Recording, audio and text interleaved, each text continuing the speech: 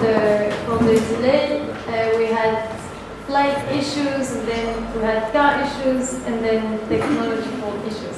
But we're good now, and we're so happy and honored to have Ibrahim Mahama with us and Beya Othmani, who will have a talk, and it's an open talk, so feel free in the end to take the mic and to participate in the conversation. That's really what we are really expecting. Feel comfortable with this. So just a few words. I will be very quick. This conversation is part of the ACF Academy program. Some of you were already the days before. Ibrahim Mahama and Moussa is somewhere here are les conceptors of this program. I'm not sure about this English word. But, yeah, so thank you very much. Thank you to the African Fund for Culture for collaborating with us and bringing this beautiful program here. And thank you, Abdoulaye, Hussein, and George also for sharing. We're very happy, and we're very happy to have you both. So, Ibrahim Mahama is a brilliant and now prominent artist from Ghana.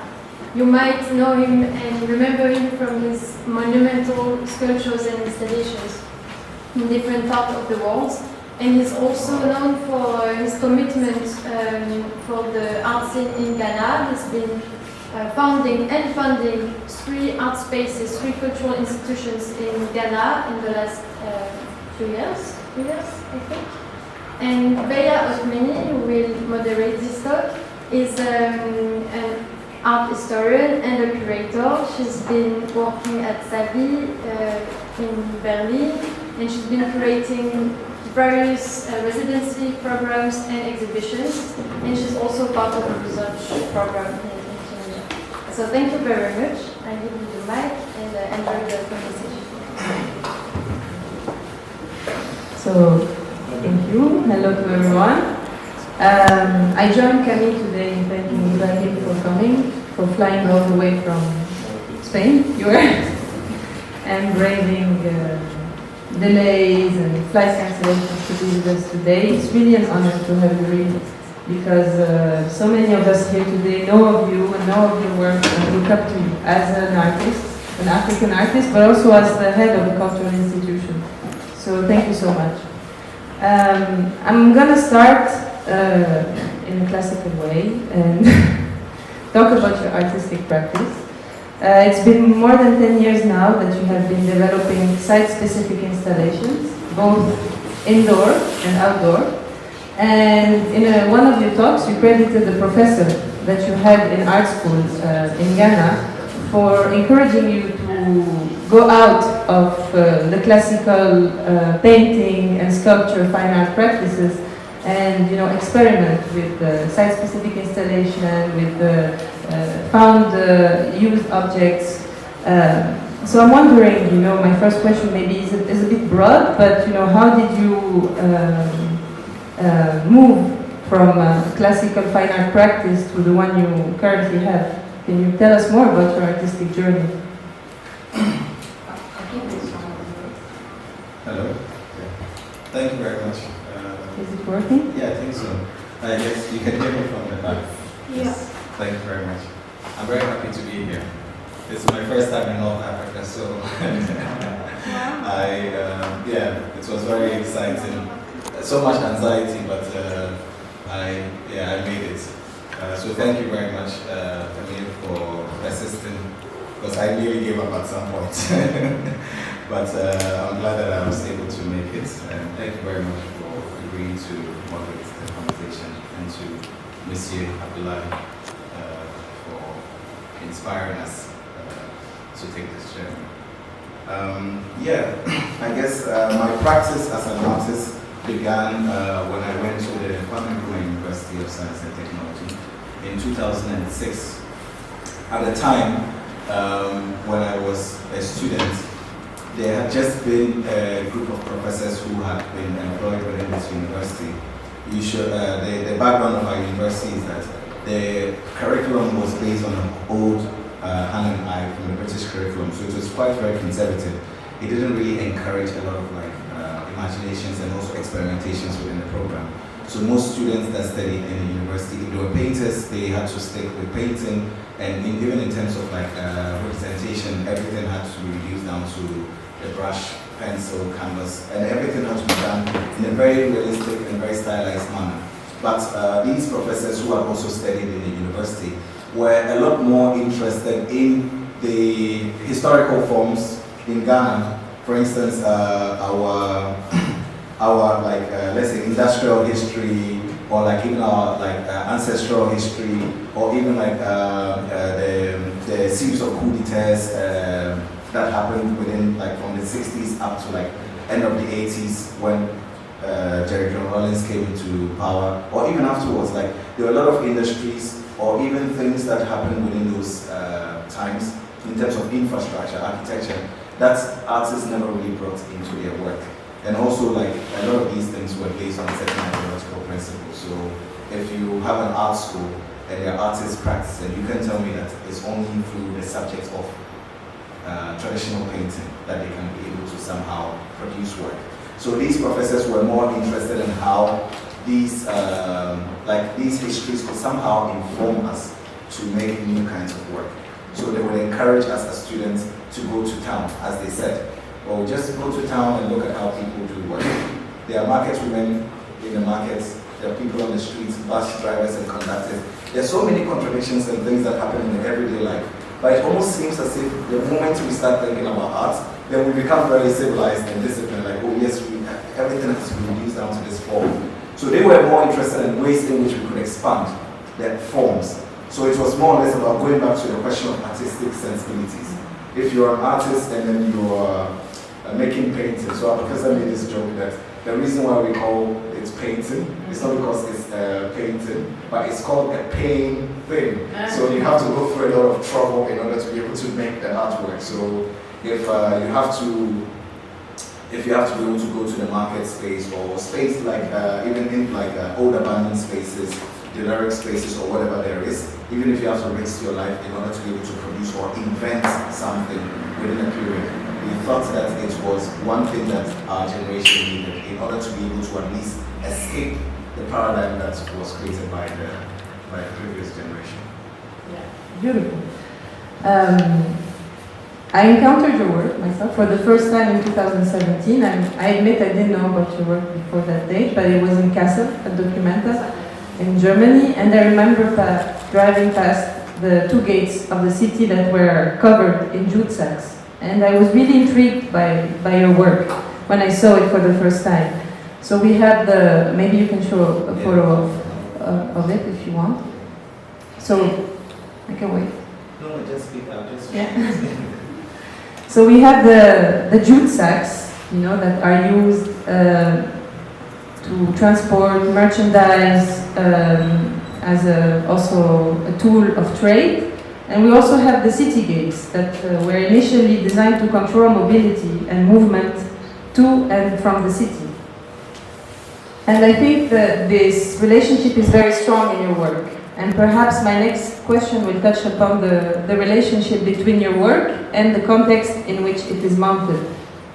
So I wonder how important are the histories that both social and architectural of the places in which you install your work, and do you actually take them into account in your creative process? And yeah, could you tell us more about this? Yeah, it's I guess it's both actually. So maybe I will. I think you can speak on the mic so that the live stream can hear. I was trying to find this image. Maybe it's more appropriate. Yeah. So I guess one of the things about going to town also came back to this question of the relationship between materials and forms. So the jute sack, which was one of the early materials that I was experimenting with as a student, was something that I had encountered prominently when I was traveling in West Africa, in between Ghana and Burkina Faso, where they use a lot of this material for transportation of goods and all that. And I always realized that it was easier for goods to cross borders than the people themselves. So I was more interested in the contradictions that were posed within this material. But I was trying to understand, I always want to I'm trying to push the material in terms of its form and aesthetics, but also I knew that some of these materials were connected to some of the histories that I had learned. I'm not the type of artist who likes to do research around something and then use it to make art. I'm more or less interested in the work, the material themselves, the forms that it presents, and through that, the histories can come to bear in a way. So as I started collecting these materials, I realized that the ones that had been used for transportation of, let's say, charcoal, were very, very interesting because the charcoal sellers tend to write their names on it. There are tattoos that originally mark the body. In the case of images like this, you find that there are all these tattoos that are on the bodies because historically when people traveled, they would make tattoos on their body. In case they died, their bodies could be identified and things like that. And a lot of those also was informed within how certain spaces or cities were designed or things like that. So I was interested in how like the implication of the body within these materials that I was interested in, because if the bag is new and is used to transport cocoa, it doesn't have life in it. I think that the material is more alive when it's at the point of its death, because at that point it's almost as if you can jump into it and read the entirety of its life within the material. So I thought that I could go to these kinds of spaces, like spaces under construction, either churches or bridges that were built in the colonial days, to use them as sites of productions, or even the railway infrastructure that was built by the British back in the late 19th century, and use it as a studio space. So that was one of the starting points of thinking about ways of politicizing the material in terms of the labor form. Because the people I'm working with in the image are the workers, the engineers, and people at the railway. People who have somehow reinvented their labor over time to keep the railway sustaining, but the railway was somehow, it was significantly reduced after the period of independence, because the workers' union, they were very strong and were part of the strong agitations for independence in 1957. So all of these things are implicated within it. So I thought that the material in itself was coming from certain, let's say, parts of history, things that we could borrow architecture from, because the cocoa in the time of independence in the mid-20th century, Ghana was the highest producer of cocoa in the world. And the money that we made from cocoa was what was used in building a lot of the social infrastructure that you would see my projects covering, like buildings across the country, library spaces, university campuses, things like that. So I did a lot of these projects as a student. They were just experiments. I was just trying things here and there. I was going wild, just going to like bridges, all kinds of spaces, just experimenting. Because for us, we had already defeated this question of the scale in the work. Because if you're going to town to imagine art, you are no longer in your studio as an artist. Because when you stay in your studio, you're somehow limited by the possibilities of the studio, even spatially in a way. So those spaces, in terms of how they were, and also the historical forms, both in terms of capital, was what was somehow driving this kind of conversation. Well, that's very interesting also how you're talking about the fact that using production spaces outside of your traditional art studio, has an influence on the scale of your work. But and you've already now touched upon the question of labor, but I wanted also to talk about that a bit more.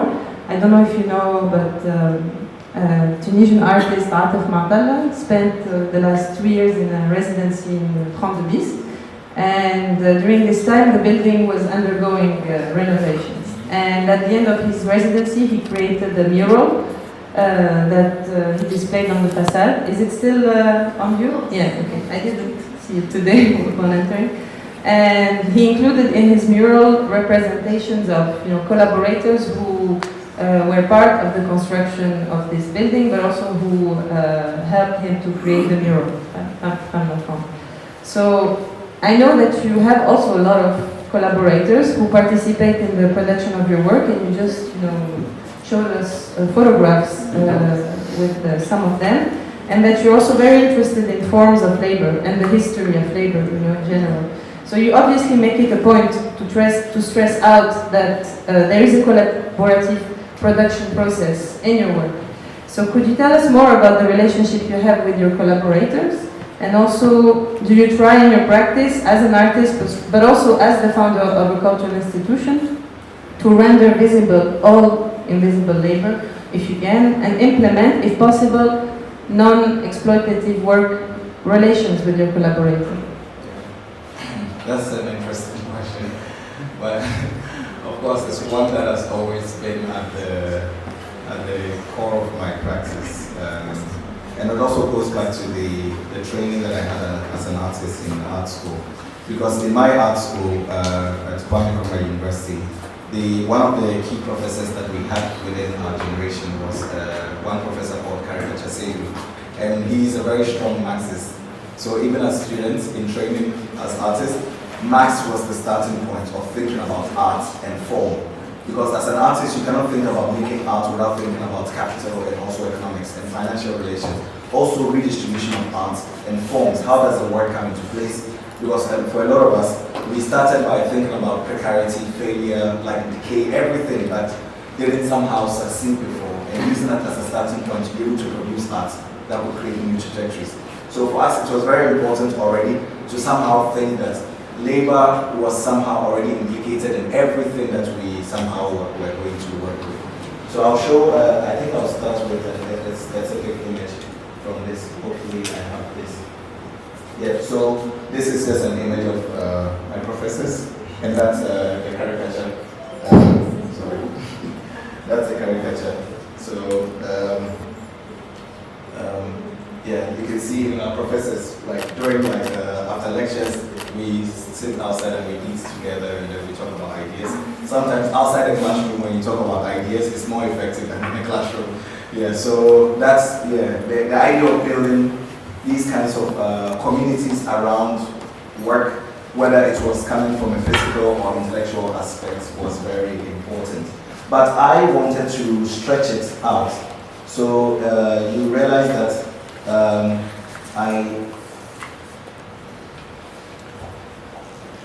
so here there's a mouse, so you probably see the mouse. So there's a character, there are two people, the same person. So this is the security man of my studio, Red Clay, which is also like one of the contemporary arts institutions that I established. His name is Zachariah, and he is from the very beginning when I made the decision to build this studio in 2014. We started the physical construction in 2015 when I first showed at the Venice Biennial with opening whistle. And he was one of the men that were digging like the foundation for the building of the institution. Of course, he's there more than I am because I'm mostly either traveling or I'm there. So if you count the number of years this institution has existed, he's probably been there like 1,000 times and I've been there like 300 times. So there are things that he would encounter or see or transactions, things that happen that sometimes I would not be privy to. And also the idea that we are in the physical building of the project, this artistic project, there are conditions that come with the physical building and also the conversations that come along with it that somehow allows for the building of new types of audience and also new types of artistic sensibilities in terms of reading, interpreting art and all that. So when we have school kids come into the space, because I design most of the institutions in such a way that it's based on the concept of the gift. So when we have school kids coming there for programs to either see the collection, exhibitions, archives or whatever, he is one of the key people that gives talks to the school kids. And this is the work by Olafur Eliasson. And you can imagine that in a village remotely outside the capital or anything, you have, let's say, an artist studio, and you have you've managed to bring a work by, let's say, an Icelandic artist into a space where you would never imagine that it is. And then you have, let's say, a local village man who is like a farmer or whatever, being able to have that sense of confidence and also the zeal to be able to interpret and find themselves within this global conversation around artistic production. I thought it was very important. one that was one important within our generation, because it's important somehow to be able to escape this notion of the modern and even more largely the contemporary, that when you build institutions, for instance, you go to big museums in the West, and you realize that 90% generally of the time of the security men, really black men, particularly when you go to England and other places, and 99% of the audiences are white. Yeah, so for us, you cannot, in thinking about labor forms, you cannot separate it. Even with regards to the building, the making of the sites, that's why I showed the images with the collaborators. The space itself, the people, the site, the history, everything becomes part of the notion of the building, of the work, whichever form that it takes. It's not necessarily the work being that thing that is hanging there, but all these new phenomena that are happening is part of the work. Or in this case, this is him again taking, let's say, local village folks on a tour through the archive and trying to connect certain histories to them in relation to his own history. So it's when it came to labor, I thought that it's something that is already inherent within the way art is thought of, art is conceived, and also how culture and also everything else in the world is. But it always seems to be the case that it's already isolated by the time, because the art world tries to commodify everything. So for me, the question is, if we then now transform the work from the state of commodity into a gift, what does it produce? That's where the question of labor comes into being again, for us to somehow rethink about through these forms. Yeah. So it's very good that you're talking about that, because my next point was about your idea of residue that you talked a lot about. As you are repurposing objects to create your installations, you are also interested and very conscious, about the afterlife of those objects once they become artworks, and the value, the new value that they acquire, like financial value. And I was very keen on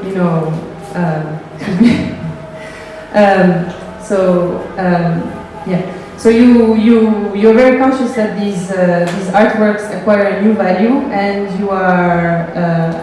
I heard you speak in a talk saying that advocating for a better use of that value in order to, you say, reorganize the world versus just keeping consuming and hoarding and accumulating. And I think it's an issue to which a lot of emerging artists are confronted. As they enter in the art market, they also enter in a cycle of production of merchandise and value, which some artists and artists themselves build a practice for some of them around the critique of capitalist modes of production. So Ibrahim, my question is simple. How do you personally navigate this dilemma? For me, it's a rather very simple one, because I come from a very Marxist position, so I go straight to it in that form. There are contradictions which are posed within capital itself, and as an artist, you ask yourself, do you want to be removed completely from it, or you somehow also want to be able to participate in it, and somehow use the contradictions that are posed within it to create other systems or alternative systems out of it. And that is one of the questions that I asked myself in the beginning. So, in examples of some of the works that I've made over time, I've been non-eventable in cancer with boxes from factories, residues from factories that were demolished, factories that were built in the post-independence era that were supposed to be towards economic independence, like silo, which I'll show later.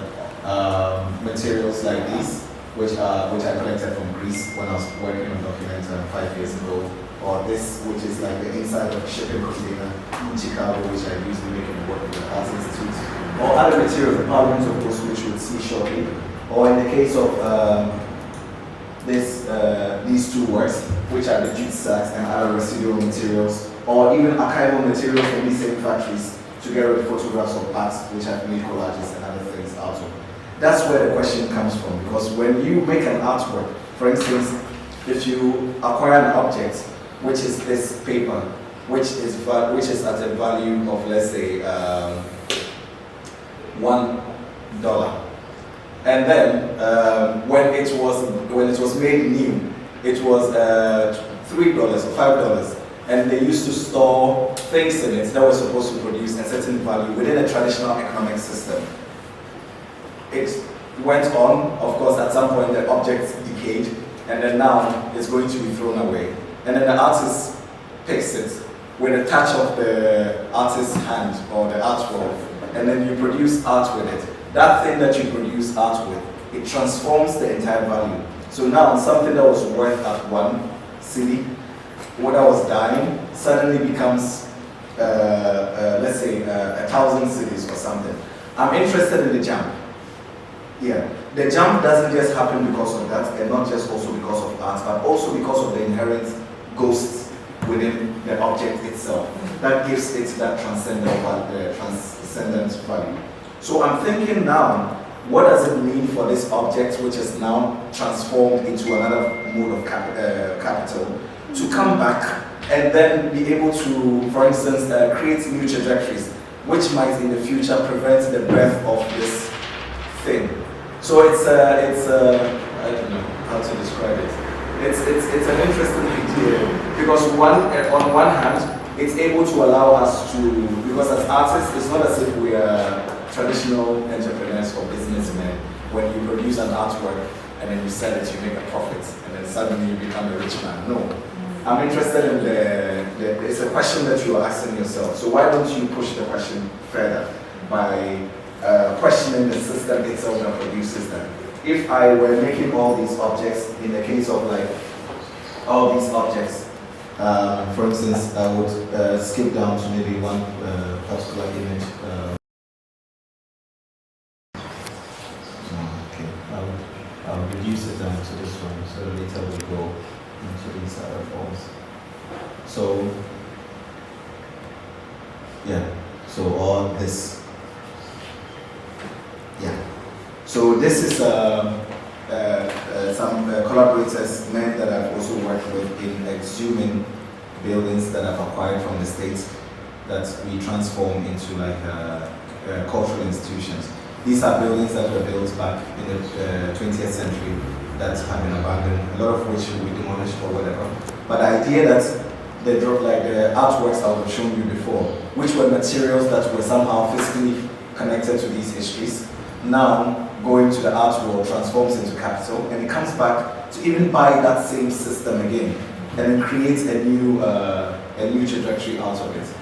For me, that's where the question itself was. But what happens when artists begin to somehow rethink about maybe, for instance, the responsibilities that can come together with like producing art that exists within this predominant capitalist art market?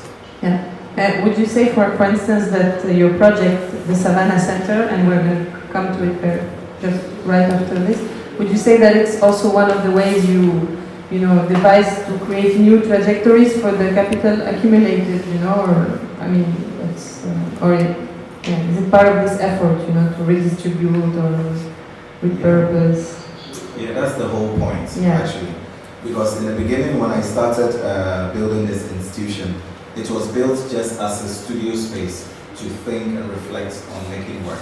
But of course, I was born in the northern part of Ghana, which is very dry. Climate-wise, it's similar to Mali or most of those regions. And it's also very poor, very, very poor in relation to the history of Ghana with regards to like even the colonial forms and all that. How that created that system. So for me, coming from there already was a gift in a way that it could allow me to have some kind of empathy, to decide that I wanted to live in this place, to experiment and to do work. But once I started building this space, I realized that there was so much potential within it. So I decided to put more concentration on it, expanding it. And eventually we realized that there are a lot of, for instance, artists' works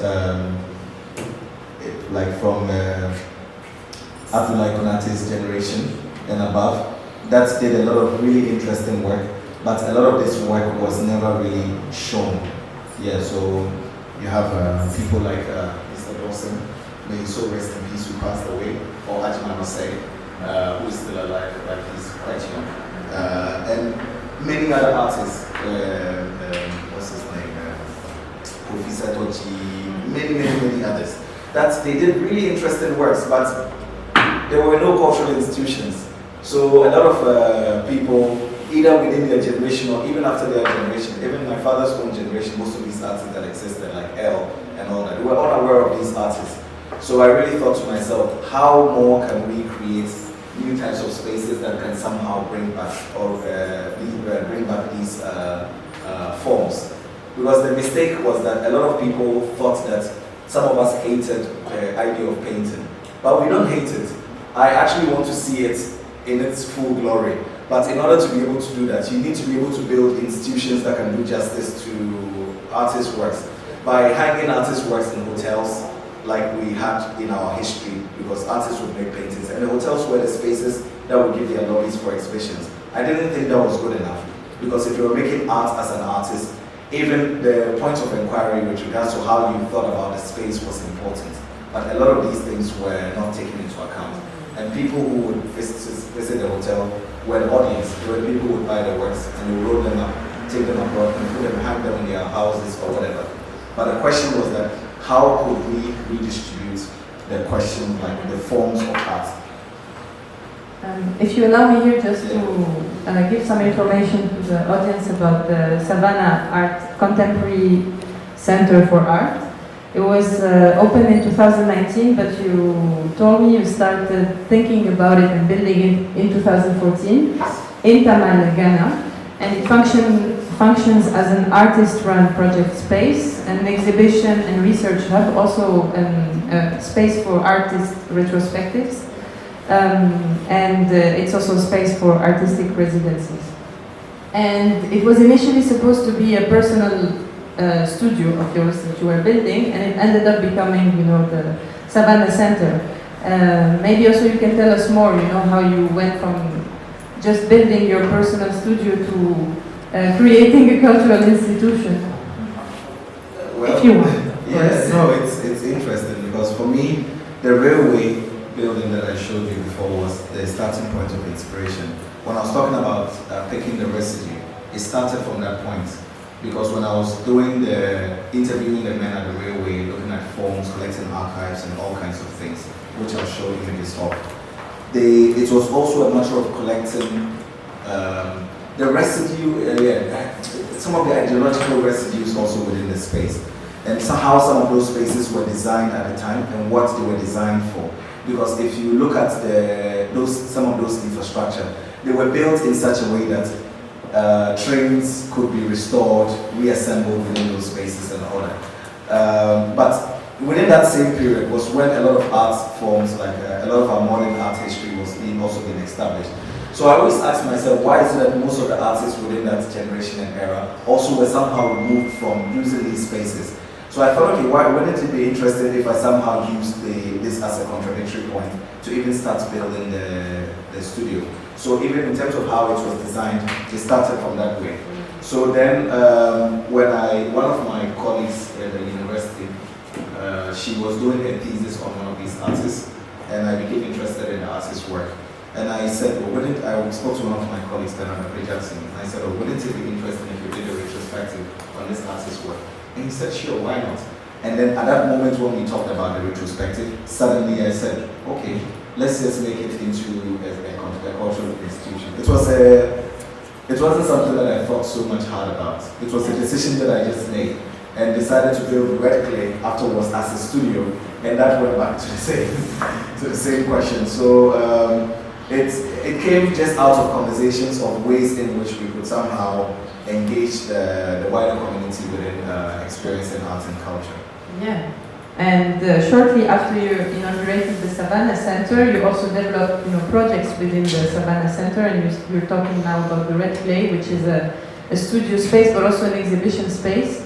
And you also have another project called Nkrumah Volini, and which I quote you here, is an institution for archaeological memories, ecological ideas form, and thinking future forms. Could you tell us maybe more about the Red Clay and also Nkrumah Volini? Yeah, thank you. Trying to find an image from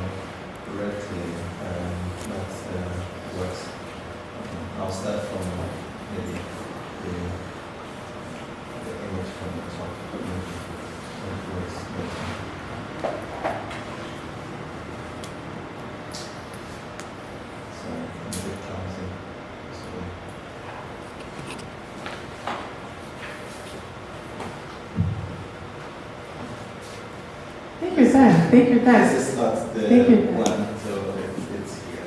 Yeah. So I have so many of these slides. I just mess them up. Yeah.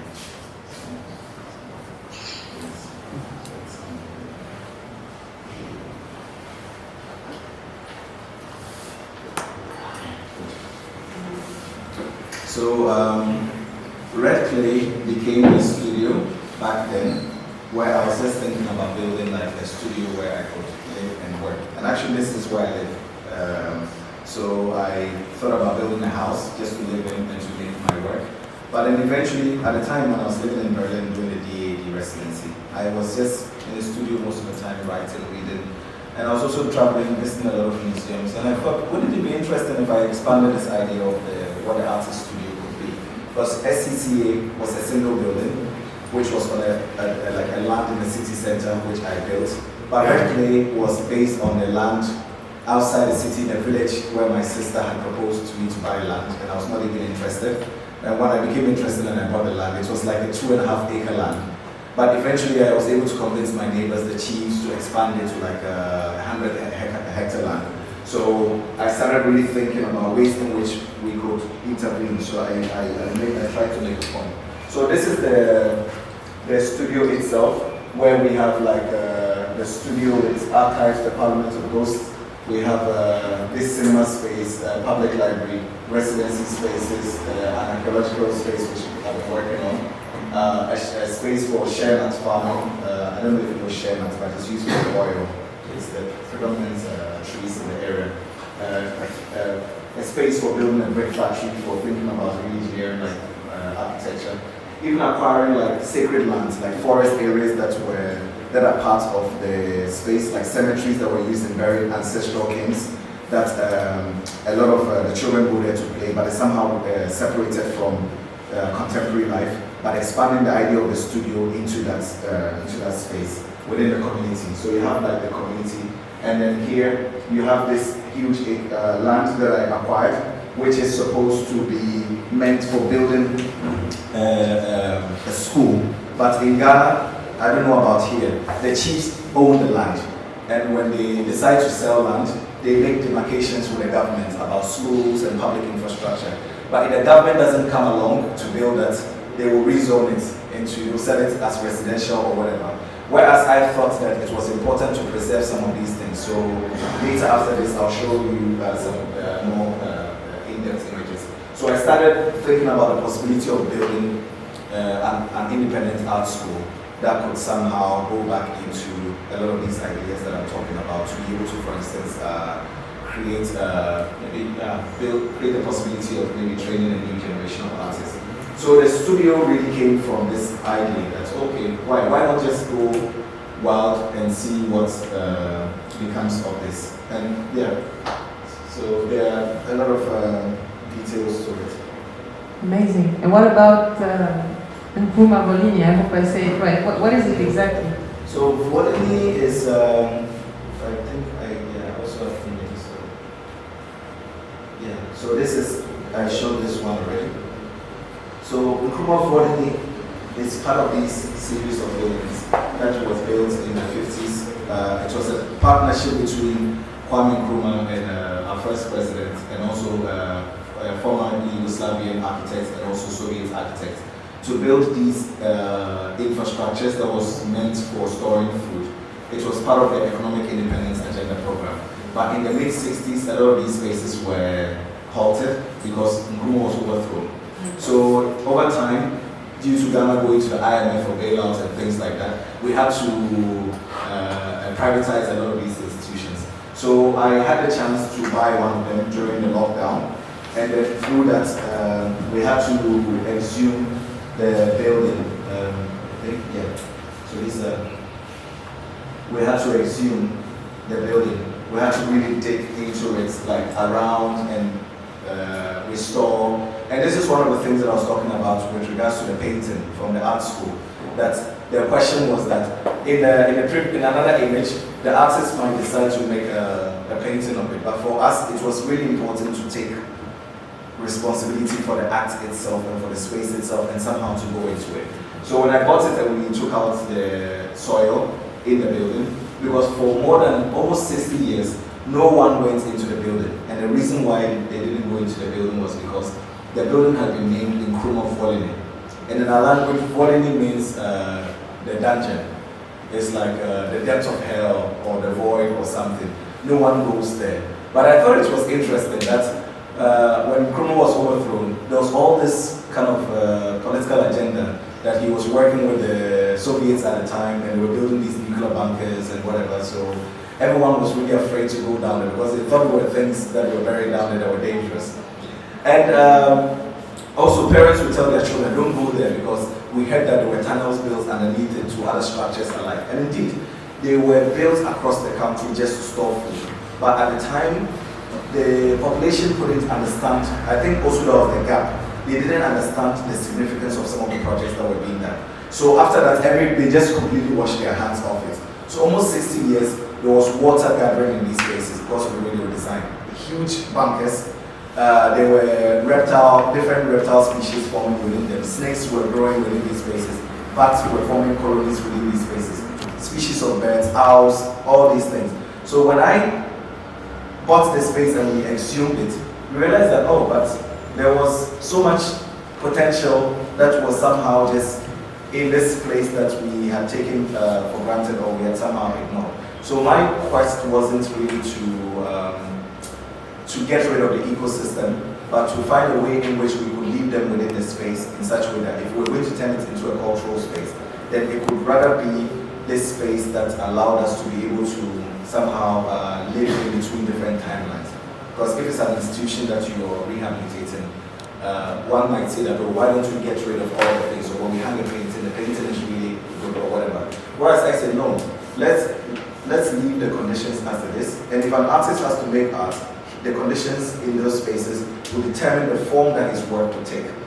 If the bats are living there, you don't put light. So we turn this into a space. So this is an image of the inside.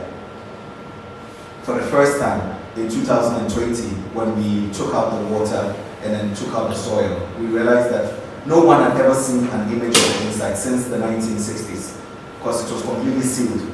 So I thought that was one of the things that art could do.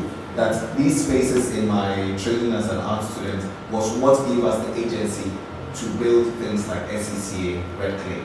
But to a point, SCCA Red Clay gave us this sense of courage to go back and then probably rescue these spaces and then make them into public spaces again, at least with a different sense of consciousness.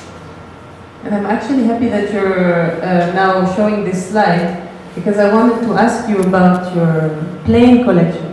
So I saw on the Savannah Center page and also on the map that you just showed us that you actually are collecting old airplanes and that you are also having, students inside, have, workshops and classes. And yeah, I was wondering, why do you collect airplanes? And also I saw that on your page it's part of a wider archival project that you have called Parliament of Ghosts. And I would like you, if you can, to share a bit more about the Parliament of Ghosts project and the archive of the Savannah Center. Thank you. The plane project, it started off honestly when I was in Berlin. The Technic Museum, when you're in the U1, you always see that they have this old Soviet plane hanging out the top of it. I was living in Charlottenburg and I was always going to Kreuzberg. So every day I would go past it. And then one day I said, I'm going to do this thing in Ghana. It was just an idea and I laughed about it. Every day I saw it. So when I went back to Ghana, interestingly enough, as if fate had it, there was a Swiss guy who had lived to Ghana back in the 70s. And he was a big airplane fan, but specifically this type of plane from like the Second World War era. So he had one of these planes in Ghana that he had brought to Ghana to fly as a hobby. But because of the nature of the airplane and how it looks, when he flew it into our airspace, they grounded the plane. They were like, no, this plane will not fly in our airspace because it looks dangerous. So he had this plane sitting at the airport. And of course, I spent half of my life at the airport traveling, so I always saw the airplane. And I said, oh, it might be interesting to somehow bring this airplane into the conversation because I was looking at the silo at the time.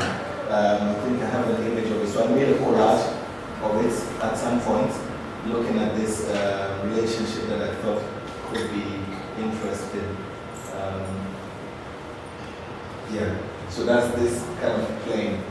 So I thought, oh, wouldn't it be interesting by combining it with this Nkrumah Bolini space, because both of them come from the same history, but somehow very removed. And I started negotiating, but there were also other ones involved, most predominantly because they, this particular image of like, what's the name, these transportation of trains back in the early 20th century in Ghana, when the British were bringing the trains for the railway infrastructure project, most of which they used in extracting gold, bauxite, diamonds, and whatever. I was also interested in how this railway space had become very developed over time. Aside doing the projects there and working with the collaborators, I was also negotiating to collect these trains because they were selling it off to the Chinese as scrap. And I thought, wouldn't it be interesting if we save these objects and we transform them into pedagogical spaces and all that? But I tried and tried and tried, and it wasn't really working because Ghana, unfortunately, it's only the public sector that had the trains. But the airplanes, they had public and private. In the private sector, I tried and it worked. So I was able to collect some of the airplanes, like these ones, and transport them across the country. And it was really interesting to look at ways in which you transport these really massive objects. And for the first time, you could see the relationship between these objects that is normally like just vanishing points versus, let's say, food from Burkina Faso or Mali in a truck or things like, or motorcycles. So you could see how the kids, the sense of, imagine you woke up one day in this rural community. So there was a lot of phone calls to the radio station. Like, the plane crashed on the road, and it was very chaotic. And also, we were trying to get permit from the city for this transportation, because it was an event. There were 3 parts that were doing it in. One was across like a 600-kilometer journey. Another one was across just 15 kilometers, but it took forever to make it happen. And we needed the city to somehow turn off the lights because we were going under these heavy power lines, and they wouldn't. So we just brought the plane onto the street. And of course, now we are there. We cannot swallow the plane. It has to go to its destination. So we went, of course, to the police, blah, blah, blah. But I was also interested in how these kids, like that's kind of, I don't know, it's quite interesting when you somehow never think that you would imagine a sight maybe in your lifetime. Even in my, like, I never imagined it maybe a couple of years ago that I would embark on a project like this. So I was trying to be as much of a witness of it as the initiator of the project. I was trying to understand what was happening. So I have a drone, and we do the drone workshops with the kids in the airplanes and things like that. But I was using the drone to document these objects across different landscapes. Even this act of moving these objects across the country. And also what it became eventually when we had it. It became like classrooms. We could make drawings within the cockpits. We could do anything with it. And the idea that it could create this kind of new forms of singularity in a way that you would never imagine that you could bring certain ideas into certain spaces, like the silo with pedagogical form, something that was condemned, but suddenly it's somehow transformative in a way. So the element of transformation was the key thing in the project. Just the sheer, like, sometimes it's just I don't know, it's a sheer will to be able to say that, hey, we're going to do this thing, and this is what maybe it might imply. And through the doing of it alone, there are forms that emerge out of it. Yeah. That's super interesting, really. Thank you so much for sharing those photographs and those stories. I feel like much of your practice actually and your engagement leans towards accessibility of art spaces, artworks, and artistic knowledge.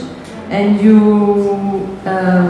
even talk about founding an independent art school on your land. And you recently retook the direction of the workshop which is in a workshop space and exhibition space inside the Museum of Science and Technology in Accra, Ghana. And I'm wondering, what is the current situation actually of art pedagogy in Ghana? Is it still the same at the same point when you were in art school? And I'm also curious to know whether you are interested in, I mean, obviously you are, in exploring more in the future forms of art pedagogies. And is it okay if you share with us your future projects in this direction? Yeah, it's, I guess the question of the story of the MST is an interesting one. So it's part of the Science and Technology Museum in Accra. That was also one of the same buildings built in the post-independence era by this same ex-Yugoslavian Soviet architect. But it was also not completed because of the coup of Nkrumah. But there was one particular building, you know, when they were building the Science and Technology Museum, it's a massive building, concrete building. But they were building a small building on the side. The small building was made first, and the small building was used as a workshop in order for them to be able to construct a bigger building. But because the bigger building was never finished, that became the Science and Technology Museum for decades. So a lot of people knew it as the Science and Technology Museum. And later on, when we became, when I was doing my, after my MFA, starting a PhD, the students at the university and the professors, they were organizing these series of exhibitions across different sites. And the Science Museum was one of the spaces that we proposed to do one of this trilogy of exhibitions in. The Down Must Go to Down, Silence Between the Lines, and then one other space. Sorry. And one of these, yeah. So I made a proposal to the museum that since the workshop space, which they were using long before, which was one of the objects within the museum itself, and you treat it as a building, it wasn't being used, could we transform it into some kind of contemporary art institution? They said, oh, they were dragging their feet about it for a long time. Eventually, at some point, after 5 years, they agreed. And then we were collaborating with the Dutch embassy because I'd won this Principal Prize. And we thought, okay, fine, we could restore part of the building. Also, as part of the Dutch Ghana colonial history, whatever it was. And after we had bought the materials for the restoration, blah, blah, blah, and even planned workshops with kids, they halted the project. Because the idea for a lot of these institutions, of cultural institutions, is also still centered around the idea of profit. Because we always ask the question that, oh, if you transform it into a cultural institution, how are the kids, when they come here, are they going to pay money? And I said, no, they are not going to pay money. It's a cultural institution. It means that it's free. It should be free. And they said, no, it cannot be free, but how can we take care of the space? And I said, that's not my problem. It's the problem of the states. You take taxes from people, so you have to put money into it. But it wasn't going well. Of course, I'm not one that compromises when it comes to those things, because in my own work, I have spent every bit of time that I've made from my practice into building these institutions or reviving spaces. So if I, as an artist, can spend my money to buy state institutions and make them into public spaces which were not inaccessible, do you think that if I'm going to intervene within an already existing state institution, I would be interested in that from that angle? No, I wouldn't be. So at some point, it was a matter of principle, or also deciding that whether you wanted to push on and compromise some of those things, or you wanted to leave it and then maybe in the future come back to it again. Yeah. So now you would say you left the project aside of the workshop at the. I wouldn't say completely. Maybe in the future, under a new kind of leadership, it might come back to life. Right. So it's a matter of time. And where are you at with the project of the independent art school on your land? Are you did you start thinking about it, constructing it? Yeah, images of it, which I was going to share after the talk, just go more into that aspect. I don't think I have them here. I would have to do it after the break for this one. But I'll show images of it certainly. But the idea of the art school was also born out of the Parliament of Ghost, which I'll show shortly, which borrowed from the old seats, drawings, similarly to the one in the beginning where I was showing Zachariah, showing like the village folks in this space. So So these kinds of things of using residue, things from the railway, like even the railway tracks, the sleepers, the cabinets from the railway from the last century and more, in order to create this space that could allow for another generation in order to be able to access time in a different way. And of course, in the idea of the Parliament of Ghost was not just so much about building, because when it was first shown in the Manchester Whitworth, it was built as an artwork, where, you know, when you stage a work as an exhibition. But in Tabernacle at Red Clay, I wanted to build the work as an architectural form. I wanted the work itself to be a stage for different kinds of artistic sensibilities, not just in relation to the human being, but in relation to the space itself, and also in relation to forms of residues within those spaces, in terms of how it could inspire, even in terms of the labor forms that we're talking about, like thinking about the underlying factors of the institution, the CAC, like the substructural elements of it. So I started, we always thought about it within that sense, that even as we were constructing this over the period, because the Parliament aspect of the institution was started in November 2019, just before COVID. And till now, we're still working on it. So I like the idea that as we've been building it over time, I'm interested in how the school kids or people who come there, the audiences, they grow with it. Again, back to the modernist question. It's not as if it's a museum or an institution where you build and then you unveil it. I'm interested in all the steps of it, the precarity and how people who are part of the conversation or learn from it or witness it or things like that. I also like the idea that we're using it as a classroom whilst the construction is going on. So like the kids, it's almost as if you're building a registry, a certain registry of memory or archives, even within their own minds. Because when we look back at historical archives of like how spaces were built, it's almost as if we can travel through time. But what if we were like really there and we could see all these things and it could somehow reshape the way that we thought about our positions within those spaces. So sometimes it's also interesting, like looking at, I make some of the notes between objects, the occupation of objects within the actions, or even the school kids who are like witnessing the building. And it feels funny sometimes that it almost seems as if if it was in the world of architecture, they would have been the clients who were giving us for some reason, it's more or less an geological commission in a way, because there is, I think there is a sense of possibility within it that could lead to like certain ideological transformations. So there are a bunch of images which I'll just roll through for you to see how the space transforms. So these series of images that you see are more or less about the relationship between the space and the pedagogical aspects of it in terms of what I thought that it could promise in terms of rethinking about form in relation to how the art school in the future could be thought about in terms of emancipation and things like that.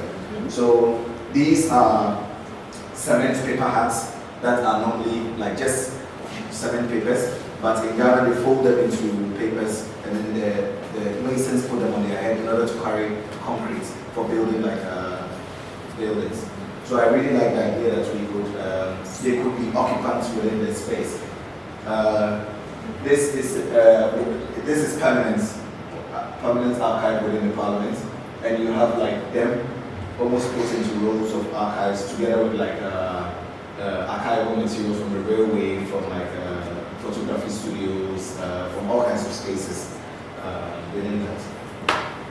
But in between, I also like the idea that when you went into spaces, like some of the spaces that I was looking at of reviving, like old Olympic-sized swimming pools in like the middle of nowhere, where kids would go and play, there were reptiles in the water, but ways in which we could re-intervene within these spaces, or even learn from it, because one would say that this could be a construction site, just as Red Clay is, you know. So I like the idea that we can occupy time in very different ways, even in terms of aesthetics and all that. So at Red Clay, you realize that we could allow for these things to happen, like the kids swimming in the parliament because of the design of it.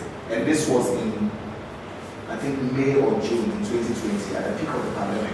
So we realized that even here, there is like concrete dripping. So it was one of the days that we had literally cast the concrete for the upper deck, for the images that you see going ahead.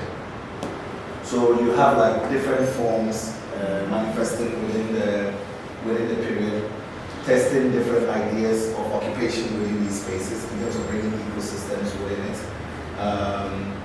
expanding conversations between forms, looking at those in relation to the forest that I was talking about, the sacred lands, the idea that the ancestral kings buried in these spaces, and the idea of the parliament could somehow lead us back into these kinds of ecosystems and rethinking about conservation and things like that. That the idea that if there was an art school, the art school could not just exist within this block of structure, but it could also be structured within like ecosystems and things like that. Or the idea that maybe livestock could occupy the space in different forms, food, ash from the forest, even the sand from the sidewalk. So for me, it was more or less about testing, even the question of painting, like even just the image. You realize that it changes so much, even just based on the tone, the tonalities and all that. Trying like weeds that grow within the earth, that destroy buildings, things like that. What's the name? Hay that is used in the building of like local architecture and things like that. Then again, you can see that within the construction, the forms are manifested. So for me, it wasn't a matter of deciding that, oh yes, there is, like everything is done. But the idea that we could somehow intervene within this state of even precarity within the time that we're building. Like these, the kids also witnessing lectures could happen within the building process itself. Objects like this, which are coming from the railways, which inspire the building of the institution itself, or even the seats that were coming from the railways, the airplanes. What would it be if the idea of subtracting from one space and then those things, when the plane becomes a void, which now occupies these forms for pedagogy, what happens when they occupy spaces in different ways? Because the idea of using the seats was for a cinema project as behind this wall within the institution. So the idea that these historical forms could also come back in different ways, or furniture coming back from the 20th century again, going back to these histories that we're talking about. Or then again, looking at these things like the airplanes, but in very different forms, in terms of how we could basically, like, you know, as an artist, when you're working independently, because it's not as if you're commissioned to do the work. It's like every day when I wake up, I ask myself, as an artist today, what am I thinking about? What do I want to do? So as I'm making works or exhibitions for institutions around the world, I know that that is one aspect of my artistic practice, but there's also another aspect of my artistic practice that is really about questioning artistic practice itself. You know, as an artist, sometimes you really have, there could be a dichotomy, small one there sometimes, that you know that you might be making shows for institutions and all that, but those shows might not be as groundbreaking as independent projects that you might be making. So some of those questions were the things that I thought that in thinking about the question of the model, rethinking about the model of the art school, it could somehow inspire that thought. There's one last image which I'll show, which is these forms, like the permanent collection forms. Even you could realize here, like some of these artists, like Tracy Thompson, who is a young female artist, in terms of like even like when we commission artists to do forms within the space, it also influences them in terms of how they think about it. So that's one of the things that I was thinking about, that even within the model of rethinking or reteaching art, it could somehow already reshape the way artists thought about their practices that's the artist using the institution as some kind of laboratory, even for teaching and things like that. I was trying to find this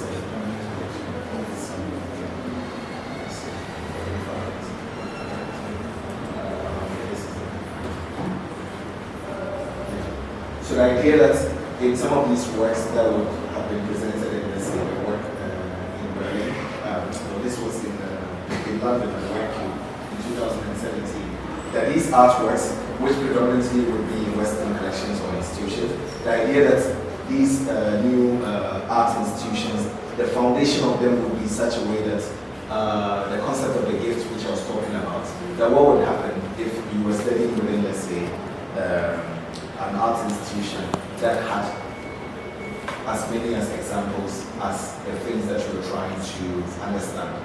Yeah, it's not as if it's far, because honestly, I saw modern art for the first time in 2012 when I went to Documenta. Yeah, so it's particularly those I don't know, I can't speak about here, and because you guys are so close to Europe, so maybe sometimes there's a small gaze at which you see objects or things from, but from us in Ghana, where are you going to see even artists, older artists that are working within Ghana? It's almost impossible to see a lot of works, because a lot of them, you want to do an exhibition and like, oh, can you give us some works? Like, they don't even have a single work in their studio. So that was one of the things, that at least as young as we are within our time, we already have to start thinking within that direction. That the work that we're doing, there's a certain legacy which is embedded within it, and it's not too young to start. If by the time you're 40, it's possible that all your life's work will be tied back to, let's say, a certain geographical location. And for me, the question is, where do we want those geographical locations to be? Do we want it to be tied back to the question of capital to the West, because they have the power to accumulate and collect these objects? Or can we build new types of institutions that can somehow allow us to have enough examples as there are around the world in order to be able to push forward artistic discourse and culture and whatever there is in terms of ideology in different ways? Yeah. Wow, that was so rich and really inspiring to look at the different lives of the parliaments of ghosts. You know, I'm going to start wrapping up and ask my last question, and then open it to the audience to ask their own question. Some might argue that in Tunisia we actually don't have a particularly long history of cultural institution for visual arts. And you might find it surprising, Ibrahim, because you think that we're close to Europe and inherited their tradition, but actually we only have one public museum for modern and contemporary art in the country, and it was inaugurated 4 years ago only. So we also have, you know, a couple, like very few privately funded art spaces, including the Grande de Bis, and I would say that, you know, good news is that it's evolving at a good pace, but cultural institutions dedicated to visual practices are still very scarce. And this scarcity might appear to some as a failure, while others, like yourself, you see them as an opportunity, you know. And not having a long tradition of cultural institutions actually means we can build from scratch and learn from and avoid the mistakes of other institutions who have been running, for some of them, for more than a century, or, you know. I heard you in a talk evoke the potentiality of such pristine grounds to create cultural institutions. And we can conclude on this question, maybe. What would you say are the mistakes you're trying to avoid to reproduce with the Savannah Art Center? And what did you personally learn from the ways cultural institutions are run in, let's say, Europe, that you do not want to reproduce with the Savannah Center? I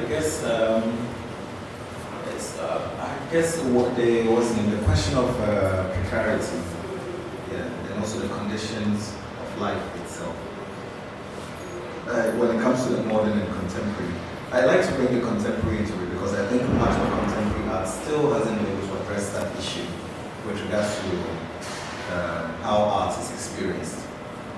No one really thinks about it when you're thinking about justice, really, with regards to how we make art. Because as artists, a lot of artists always say, oh yes, but in my work I'm very sensitive about making this and I want to depict, I once had an artist, or a very prominent artist, and then someone asked him, well, what do you feel about making paintings of, let's say, street people, and then they're in museums and they're bought for millions of dollars.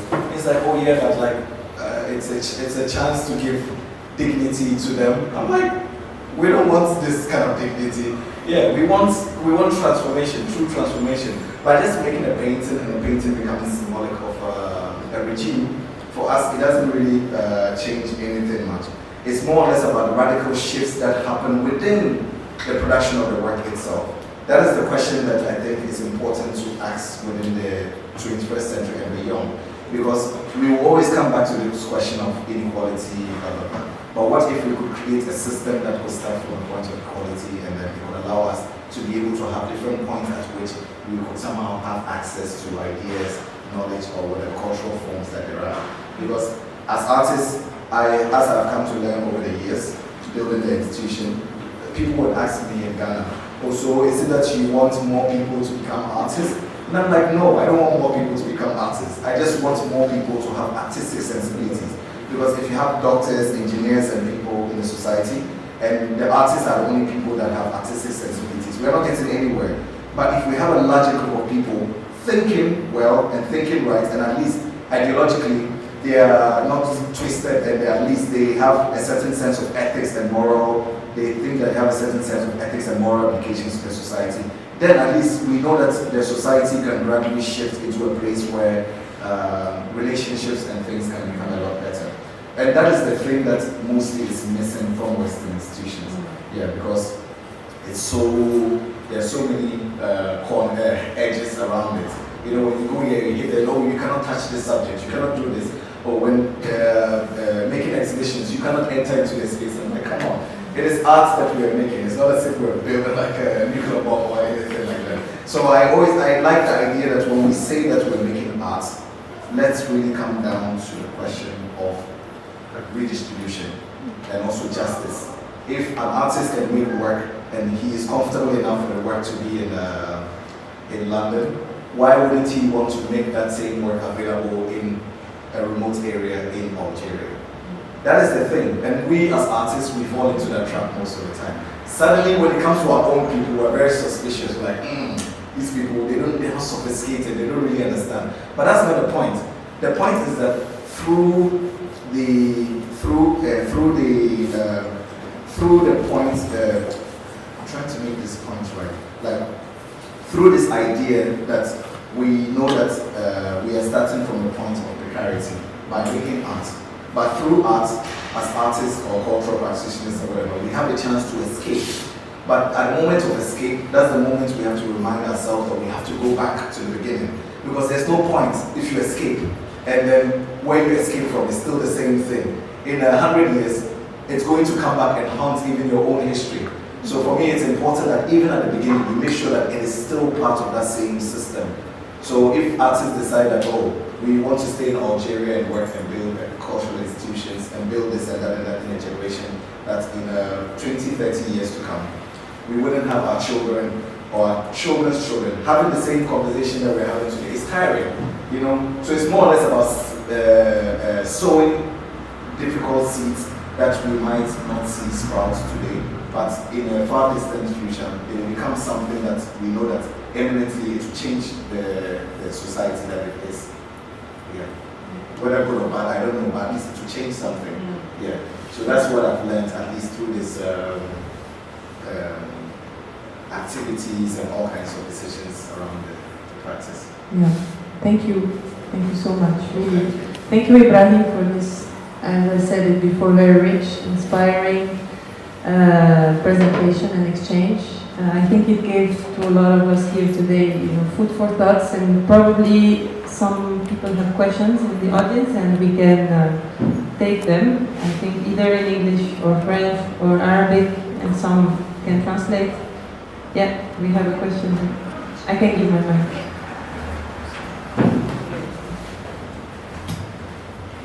Hi, can you hear me? Yes. It was really interesting seeing at first your independent work as an artist and then the shift of the Culture Institute, which reminded me like both things are very time and energy consuming. So my question is how as an artist you're balancing both things which are very different but the same link, but what's your approach in planning and organizing this institute and also focusing and producing your own work as an artist? Yeah, thank you. Yeah, it's an interesting one. For me, the question is not that, the thing is not that, it's not separated. It's the same thing. Yeah, when I wake up and I'm thinking about going to organize school children to come to the institution, it's the same way I think about making drawings in the studio. Or I could be doing drawings in the studio and the next moment I'm organizing tours, or the next moment I'm in the parliament building, or I'm in the site where it's the same thing. It says that in art, the form changes. It's the courage to, the idea to develop these courage to always shift the forms that you work in. You know, you'll find the time. Of course, it's something that is part of your life. So we have time for all kinds of things. For me, I have a very boring life. I just think about work, I travel, I work. Yeah, so interestingly enough, I am not home as much as I wish I could. Most of these images that I'm showing are probably images from when I'm home or not home. And when I'm not home, of course, I have a huge team that I work with. I have my colleague, Salom Kuti, who is here. He's the artistic director of the institution, and I studied with him in undergrad in uni. And he's very, very sharp. He has the same kind of sensibilities that I have. He grew up in Togo, so he speaks French, so it's also good for us. So we can say that we are a multilingual institution. So it's interesting in that manner. That in thinking in that way, we're able to do quite a lot. Yeah, it doesn't take much. It's just a matter of developing the will to say that you want. This is something that you want to do and you want to sacrifice. Yeah, honestly, I really don't think about it much. I don't think about it. For me, it's been a gift because when I was finishing art school some years ago, I never in a million years thought that I would be in this position. I thought I was going to go off to make my paintings because I was a painter. I was a hardcore painter at the time. But once I decided that I was going to be a lot more experimental, I realized that there were forms that were beginning to manifest that I just allowed it to take its course. And the moment you allow things to take their own course, you will learn things that you yourself will be surprised in doing. Yeah.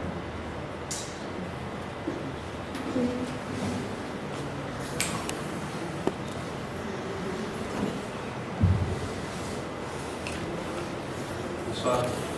Moi, je vais commencer en français. Oui, moi je vais parler en français s'il y a quelqu'un qui pourra interpréter. Voilà, donc je suis Ibrahim Mahama, artiste malien. Ma question c'est de savoir si vous travaillez par commande ou soit si toutes vos créations c'est personnel. J'imagine la fortune que vous mettez. Merci. Yeah. We go back to the good old question. Of course. Yeah. Tu comprends si tu parles en anglais, ça va?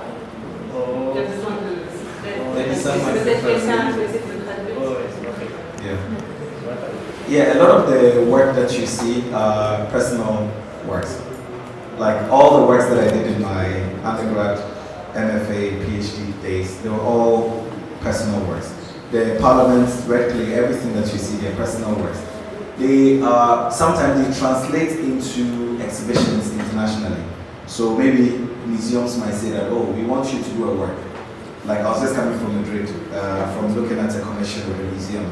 So if the museum says that, oh, based on these ideas that you have, can you somehow maybe make a work that somehow goes within this direction? Then maybe you can create that work within that sense. But sometimes also, you might not be interested in going within that direction. You maybe want to start a whole new research and produce a whole new work. But I like the question of the commission versus the personal, because it's important for us as artists. Because a lot of artists also live their practices based on commission. Without commission, a lot of artist practices will not exist. But at the end of the day, truly, as an artist, if there was nothing of that sort in the world and you just had to reduce yourself down to independent practice, just being in your studio and working, what kind of work would you make? It's a question. Yeah, it's a question that we should ask ourselves. Outside the system of commission, as artists, how do we think about art? And when you are not commissioned to produce a work and you're producing it independently, of course, the sense of agency that you bring to the thinking is different than when you're doing a commission work. Not to say that you don't think there's no agency in commission work. It says that in that sense of independence, when you wake up in the morning and then that day you say that, oh, I'm going to do this project. No one, you are your own master and you're making your own decisions. Whether it's a disaster or whatever, you're going to live with it. So I think that it's more important. I'm more interested in artists who are interested in independent projects. Whether they succeed or fail, I really don't care. But I'm more interested in the fact that they have the sense of courage to try, to do something and to push directions. That's all.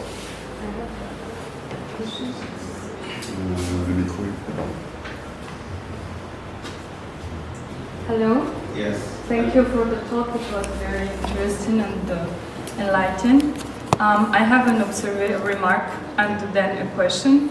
I was very interested in the question of freedom and independence in your work and how you were insisting on the fact that we as artists that you need you feel the necessity to rethink the artistic practice and what you have been taught, and it's I see it very well in your work and also in your discourse. How this is very important, and I can relate so much to it, and it was very like a refreshing to see that an artist can, when Belkis also asked what about like you're doing the independent work and then the architecture or and you said no, it's not separated, and you have like to think about your own forms of art without like putting it in a frame. And a lot of artists feel this inadequacy to a system or to a frame, and no, you have to like to rethink or to develop your own codes or values about art, and thank you for that. The other question is about the works at the first part of the talk. How do you feel about like collective artworks? How much do you feel it belongs to you, and how much of you is in this work? Well, that's a difficult question. So That is yeah, but it's answerable. Certainly answerable. Yeah, well, you produce a work, and as I said before, like in terms of the inherent values within the work, for me, I think that the work is already there. As an artist, I'm only some kind of an intervener in a way. I intercept the work at a certain point, and then through reconvening collective bodies and all that, we manifest it, and then we bring it to life. We breathe life into it. So that's why for me, from the beginning, it was always important to rethink about the way that the work would take form within the community. That it is something that is there. Like 90% of every work I've ever made is in Ghana, and it's part of a foundation that I built to have the entire collection within. So at the end of the day, there might be aspects of it that goes to institutions, and that will convert into capital. But that capital is also about how does it help to expand, to open up the possibilities of the institution, or to open up spaces that allow for us to have access to it collectively again, or for these works which have been made within a given time to be able to exist within the context of that for a long time. So imagine, God forbid, if I was 20, if I was embedded within the structural production systems. Yeah, I think it's misunderstood when some of these ideas are are tossed and discussed around. Yeah, it's an ideological path that you have to somehow be interested in. If not, it will not make any sense. Yes, that was. Yeah. I have a question. Yeah. Thank you so much for your talk. I have a question that's from which I can envision like two applications.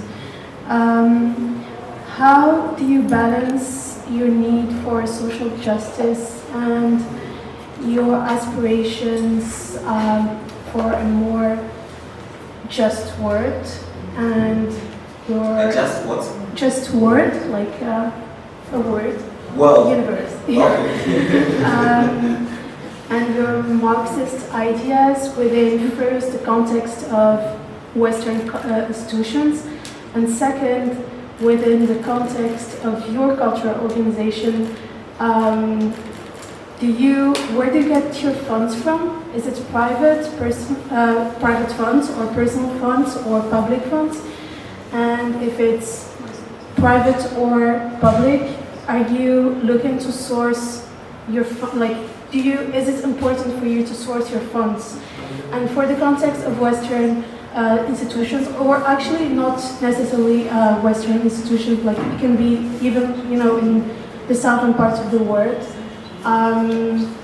that reproduce like Western practices and art practices. Where do you put your limits? And do you put your limits? And if yes, where do you put it? If you want to collaborate On the with. second one, yeah, I don't have limits to my thinking and production systems. And secondly, with regards to the funding structure, I thought I had somehow gone into it through the projects. Sometimes I talk about it, but in a very subliminal way. So all the projects that you see are funded by the work itself. So the drawings that I produce, the works that I make, installations, whatever there is, over the years since 2014 that I first sold an artwork till date, every money that I've ever made from it is what has gone into the production of the institution that you've seen from the beginning. All the images that I showed you has come from the work itself. And it was very deliberate to do it in that sense because, as I said before, I was interested in the question of the contradiction of the capital within the practice. So what happens?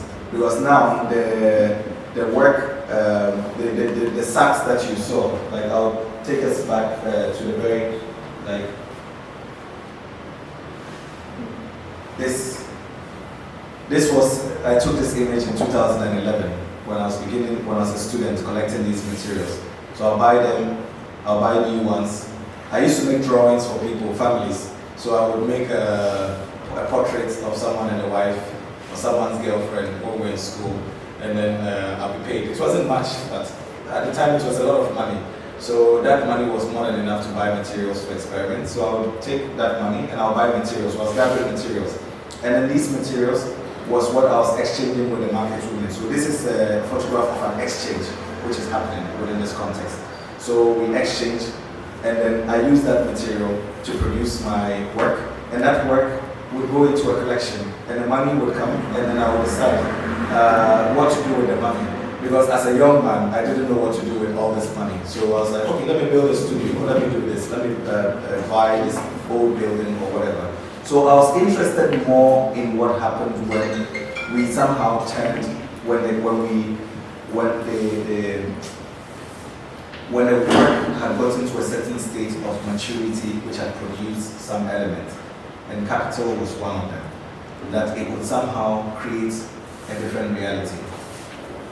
It was a question of the idea that the decay and also the loss within society and also the things that were at the periphery could build actualities that the system itself could not imagine or build. It was very important because it's not the same thing when you use money from, what's the name, money that the government has borrowed from the AU in order to build a cultural institution versus artists collectively coming together to produce forms and using the capital in order to build something. we come back to the ideological path. They are very different things. So for me, it was very important in discussing that as part of this structure of even like the pedagogical thing of the art school. It allows for artists to think differently about the way in which they enter into art form. Because sometimes there's always this kind of misconception that artists always have, oh, you know that you can be smart in a way, or I can get this residency here, and I can do this work, and to go into this institution and that. But I'm like, what if that doesn't happen? Yeah. Or even if that happens, but isn't it also possible that other things could also be possible? Or the other forms of thinking. So the question of using the capital from the work itself is deliberate. It always puts me at a stage where I don't have money. I know that I make money for my work, but I can't account for the money that I make. But at the same time, I also know that I have built institutions with it, which have forever changed the way artistic practice has been perceived within at least the region that I come from. Parents would write to me on Instagram, Facebook, whatever, and say that, oh, my son, he has been very weird since he was born. He's always drawing and doing all kinds of things. But I've been following the work that you do, and for once, I think that he can become an artist. Or for once, I think that we can do this, or we can revive this. Or people in Ghana, people sit at home. Each time there's a question of like an old building or anything. On Twitter, people say, oh, let's give it to Ibrahim Mahama, you know what to do with it. So that's the thing, that it created that system that the people know. Of course, the state has been around all these decades, and it's always had money to do things, but it's not done it. And also, even if they use that money that they were raising through bonds and other things, it will not be the same thing as the struggle through the work that we were doing in order to be able to revisit this conversation. So there's an element of transformation within that gesture, and it's a very political one. And it's the core of the work that I'm trying to produce, and what possibilities could come out from it. And what about with like Western institutions and so? Sorry, I missed that part of the question. Do you want me to repeat? Or? Yeah, repeat that part of the Or question. you're tired? Yes. So, do you have limits in the sense that would you decide not to exhibit some works or be part of an exhibition because of like political principles in certain areas of the world, of the cultural? I would do it, but sometimes also depends on what. Like I would confess, I once did a solo project with a museum in Tel Aviv in 2016. At the time, I was talking to some very good friends, art museum directors around the world, and they said, don't do it, it's not really good. Like it's bad for your reputation and your practice. But I was more interested in the question of art with the institution at the time. So it wasn't a question of me thinking whether I wanted to do it or not. Of course, when I was there, I also had a chance to go to Jerusalem, and I had extensive conversations with art students within there. A lot of art students were really interested in ways in which they could push the forms of their practice, ways in which they could go back to the question of like forms within like the Israel-Palestine conflict, things like that. So for me, I thought that it would have been a missed point if that interaction wasn't there. Then it becomes the conflict. I think there becomes a conflict when there is something that fundamentally like there is something really happening within that time that is like a life and death situation. Within that context. So, and I've really found situations like that in the work that I do. There are some invitations that I get that I don't even look at. Oh my God, people will write to me and say, oh, this institution wants to do it. I'm like, I will probably not have time to do it now. But if it's something in the context of, let's say, biennial, which is most of the exhibition platforms that I show my work in, most of them, if there's no conflict around, let's say, money, there are some stories that I will not talk about within this. Maybe when we have private conversations, we can talk about some of this. But some of them, they're a bit, there's a lot of things that happen within the art world or the world itself that sometimes you just overlook it, because once you begin to pay attention to it, then it already limits the boundaries at which you could push maybe a certain discourse which would have left early. Yeah. So we can talk about it in detail. Yeah, it's a complicated question. Yeah, it is. Yeah.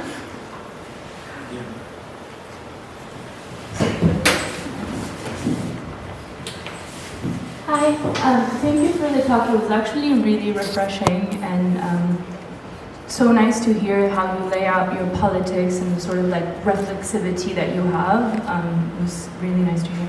I had a question about the replicability of your system in some way, and kind of, I know the institution, for example, hasn't started, it hasn't been that long actually, but I'm wondering if you're seeing how the model you set up in terms of like financing, but also in terms of like pedagogy, could be replicable to other institutions, and if you're seeing kind of the premises of that within Ghana or in the region or something like that, or if you think that this is kind of, in some way a peculiar experience, because I think that's very important to the kind of afterlives of the institution, but also of like the sort of kind of system that you're setting up, right? Because there's a lot of conversations in Tunisia, but also I think across the continent on kind of financing of setting up institutions, financing them, but also kind of the role of the artist politically in terms of redistribution. And I know Beya has touched on it, but I really want to go back to this replicability question. Thank you. Yeah, I don't know. I think the question also lies with the interest of artists and also cultural practitioners. Sometimes there's also a lot of resistance, when you're working with ideas that seem to somehow threaten the foundation of even your own practice in a way. It could also almost be very difficult for people outside of that system to think that it's something that a direction that they want to be able to go with it. I remember when I was giving a lecture in Italy last year, and one of my professors wrote to me. He sent me a text. It was a very simple text, but it was an interesting one. He said that I hope they believe you. Because sometimes it's almost unbelievable. Like when I'm talking about these ideas, in the end, the questions that I was addressing comes back to me again. Like, hey, but how did you do this? Like, it's not believable that you did all of this from that point that you're talking about, And it's important, like, of course, I've seen how even in Ghana, like, younger artists these days, like in terms of some of the models they are interested in. And of course, when we were students, there were students who were always helping each other. Like they would help some students, although we are all studying art, but some of us should not become artists. Some are terrible artists, So if you realize that you are that kind of an artist, you should put more of your energy into working with an artist that you think that they might do something in the future. So I like this idea that the students or even artists became very interested in this system of collaborations or building things that were beyond their practice. And now a gallery was just established in Ghana now. And of course, we have different gallery systems in Ghana, 1957, and all like other different spaces. But we had a student from the university establish this gallery recently called a Compound House. And the kind of projects that they are interested in doing is not traditionally what gallery spaces might be interested in doing, because they're like really immersive, like kinds of projects that maybe in a gallery space they might be more interested in, like, let's say, autonomous objects and things like that. So you realize that even with taking agency for spaces around the country, people would always say that, oh, I've seen this space and it's interesting, what do you think I should? I'm like, yeah, just do it, just try something. Even if you fail, look, it's not as if you're the first person that failed in this world. It's something that is inherent in the human nature. So I think it's possible that it could be replicated, but it's a question of when it's done, what becomes of it. It could go two ways, Sometimes when it happens, it could go the other way. And that's always been my fear, that the moments that these things become more popular and all that, at some point, it becomes misread and also misused. So it's a concern, but at the same time, of course, I know that I have to chew my own words and say that, as we're interested in just doing things, let's just do it and then let's see what comes of it. Yeah.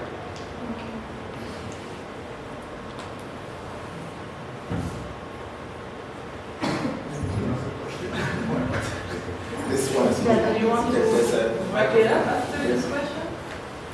Camille, do you want to wrap it up? Is this the last question? Tu peux rester debout. if there are more questions, it's fine. And there will be a break and then we'll continue with this one. Merci, c'est plus facile pour moi. Merci.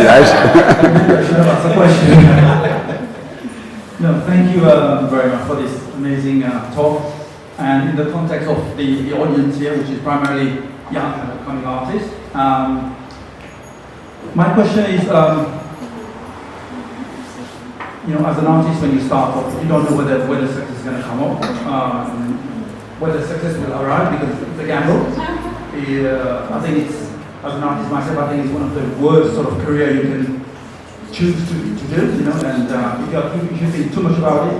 And it's interesting to see your story of how you got to where you are today, which is, hope the young artists here can look at themselves and put in the context of how you can get to your goal in different ways. Because when you start off, sometimes people say, okay, young artists, they're more looking into the future instead of the present, how to get there. They're looking too far ahead, and in your context, you were going one step at a time to get to where you are. But having built the success that you have, and another lesson that you learned is that you're always planning for a rainy day, because you turn the initial financial gain that you have, and then the center, which is amazing. I hope one day I can visit it. It's an amazing concept. But it's planning for the future. It's investing. It's making sure that you secure and extend the life of your career as well, which is, for an artist, it can end any time.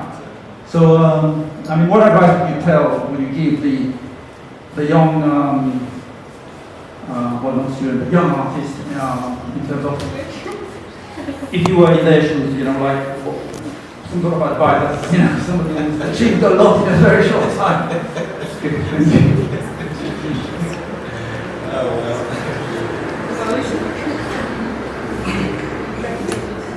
Yeah, that's an interesting one. I don't know, advice, haven't you been advised enough? Somebody who's lived here. I know. Sometimes I feel like I've lived 5 artist lifetimes in 8 years. Because I've only been working as an artist for 8 years. So I think I've lived so many lifetimes within that short time.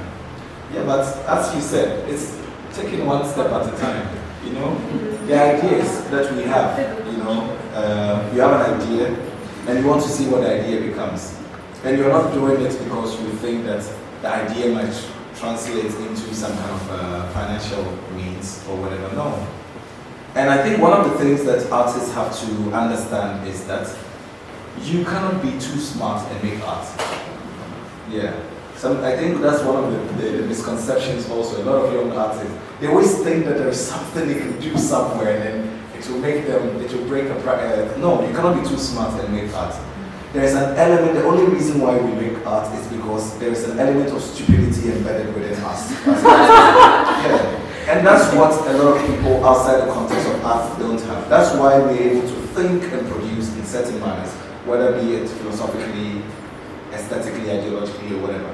That element of stupidity is the thing that somehow gives us that edge in order to be able to create things that don't make no sense. Like the silo, I remember when I bought it, it was chaos in the city. Everyone thought that, but this guy is so stupid. In the middle of the pandemic, when there is no money, I did not have money, but I managed to sell some works to a collector that was building a museum in Greece.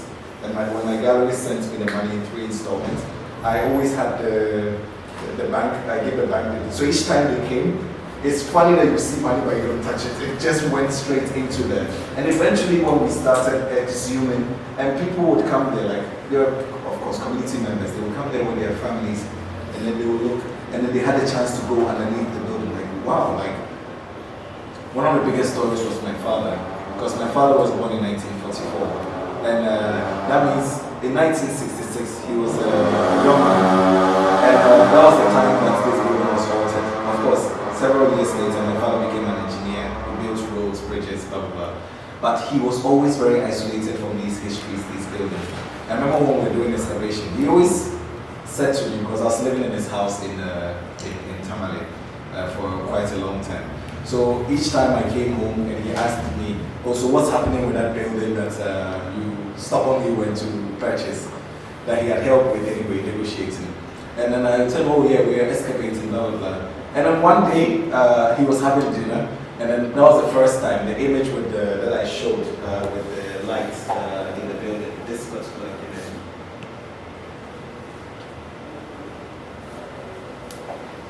Yeah, this image. One day he was having dinner at home, and I came back from the space. I always came back late in the night. So I showed him a picture on my phone, and he was like, what's this? It's like, is it one of your foreign projects? And I said, no, this is the building, the silo. And he was like, what's which silo? And I said, yes, the silo, the building. And he could, like, that day he lost appetite. He couldn't eat anymore. Because for some reason, he had, you know, when you've lived in a system or in a place where you somehow have been missing off something. And that was the day that I realized the power that art had within this point that I'm making. Yeah, that it was something slow, but at one point it created a moment which, like the void which was somehow very elusive, something that was away, suddenly it was beginning to produce all these forms and lights that, as an artist, it wasn't for anything. Like, I'm not going to make any money or anything out of it, but the idea that I know that for once it has been able to transform, even if my father has had as difficult and stubborn as he is, hard-headed as he is, for a moment I saw a spark of something in him that maybe some of the other projects hadn't maybe done, because maybe he was too, because even with SCCA, he was the one that built it from scratch with his company. But it wasn't, maybe the process was interesting to him, but for once, even a building that was removed from him that he didn't have anything to do with, when he saw an image from it, something that he was a young man when we were building it, but for some reason he was disconnected from that history. And 60 years on, he had been able to reconnect with it through a certain visual means. It was really powerful.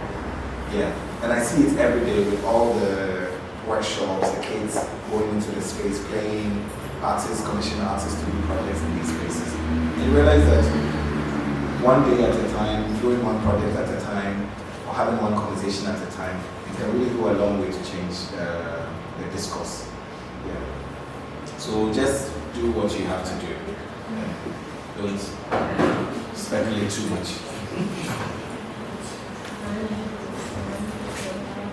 Thank you so much. It was fascinating, and you never asked me about time limits because I could listen to you for hours. It was very interesting. Please have a small rest. I know you've been waking up very early today, and we'll start again with the small group. And I will switch to French to introduce someone who is very dear to us and who you haven't met yet, which is Abdoulaye Konaté. Je pense pas que le groupe t'a encore rencontré, donc je voulais t'introduire en bonne et due forme parce que c'est grâce à toi aussi si on a ce programme à Tunis aujourd'hui. Donc Abdoulaye est l'un des fondateurs et membre de l'African Fund for Culture, African Culture Fund, je ne sais jamais dans quel ordre le mettre. Et c'est aussi un très grand artiste. Qui est pour nous une sorte de parrain et qui nous accompagne depuis le début de la conception du 32 bis. Et on est très reconnaissant pour ça et merci pour ta générosité. Et Abdoulaye va être là pendant une bonne partie du programme, donc je vous encourage très fortement à profiter et échanger avec lui et peut-être lui parler de vos travaux. Voilà, vous en avez du temps. Je voudrais juste ajouter un mot. Bonsoir tout le monde. Bonsoir. Je voudrais particulièrement remercier la confiance que Jamel a apportée sur nous, sur le Fonds africain de la culture. Mais je voudrais remercier particulièrement aussi notre ami. Si c'est sa première fois, je pense que ça ne va pas être la dernière. Mais je souhaite qu'il revienne au centre. Et peut-être voilà, pour d'autres conférences et discuter avec les artistes. Il a monté des images, mais je souhaite que beaucoup d'artistes parmi vous puissent visiter son centre. Il a fait beaucoup pour le Ghana et puis pour les jeunes artistes. Chaque biennale, il y a des choses qu'il ne dit pas ici. Chaque biennale, il fait partir un groupe d'artistes pour visiter les biennales, quel que soit le pays. Ça, c'est des choses qui n'apparaissent pas ici. Il se donne à fond pour la culture. Et je voudrais ajouter que c'est possible, dans l'assistance à un show, de faire plus que ce qu'il est en train de faire. Juste avoir confiance en vous-même. Et comme il l'a dit, ça va petit à petit. En tout cas, c'est possible pour vous. Nous, notre génération, c'était pratiquement impossible. Aujourd'hui, il y a énormément de possibilités. Il faut juste avoir confiance en ce que vous faites. Merci, Ibrahim. Merci infiniment.